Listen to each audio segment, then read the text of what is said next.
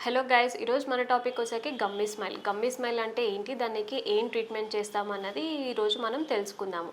I'm doctor Lakshmi from Elden dental hospital, Banjara hills branch. We have 4 branches: Banjara hills, Kondapur, Kukatpally and Manikonda.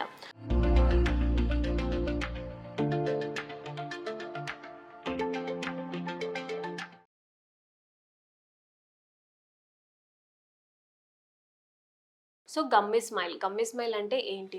So చాలామందికి smile చేసినప్పుడు tooth కొంచెమే మనకి half కనిపించి rest మిగతాది అంతా మనకి గమ్ముతో అంటే చిగురుతో మనకి కవర్ అయిపోతుంది.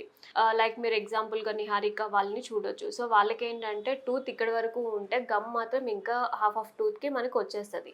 సో మీరు స్మైల్ చేసినప్పుడు మీ టూత్ కన్నా మీ గమ్మే ఎక్కువ కనిపిస్తూ ఉంటది. సో దాన్ని మనం గమ్మీ స్మైల్ అని చెప్పేసి అంటాం. సో కొంతమందికి ఏంటంటే జెనెటిక్స్ అంటే కొంతమంది వాళ్ళ పెద్దవాళ్ళ దగ్గర నుంచి కానీ ఇలా గమ్మీ స్మైల్ అనేది వస్తూ ఉంటది.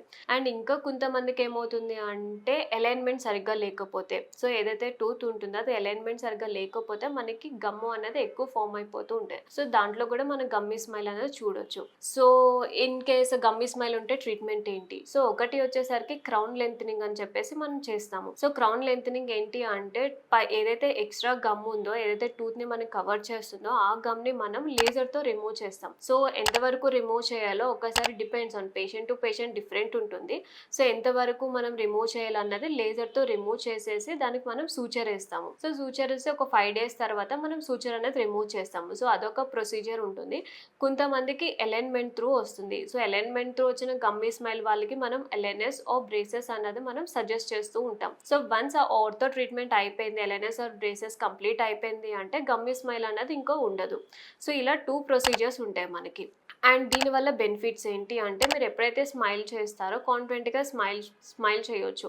సో ఇన్ కేస్ మీరు అలానే గమ్మీ స్మైల్ వదిలేసుకున్నారు అంటే దాంట్లోకి ఫుడ్ ఎళ్ళడం వల్ల కానీ, బ్రషింగ్‌కి ఇబ్బంది అవ్వడం వల్ల కానీ ఆ గమ్ అనేది ఇన్ఫెక్షన్ వచ్చేస్తూ ఉంటది. సో అప్పుడు మీరు గమ్ కొంచెం పసు పట్టడం, బ్లీడింగ్ అవ్వడము and bad breath, especially bad breath అన్నది ఎక్కువైపోతూ ఉంటది గమ్ కానీ ఇన్ఫెక్షన్ ఏమన్నా వస్తే. సో ఇలాంటి సిట్యుయేషన్స్ మనం అవాయిడ్ చేయాలి అంటే మీరు దగ్గరున్న డెంటిస్ట్‌కి వెళ్ళి దాంట్లో మనము గమ్మీ స్మైల్ ఏ ట్రీట్మెంట్ బెటర్ ఉంటుందో, కొంతమందికి అలైన్మెంట్ ఇష్యూ అయితే అలైన్మెంట్, కొంతమందికి ఓన్లీ ద క్రౌన్ లెంథనింగ్ ప్రొసీజర్ చేయొచ్చు.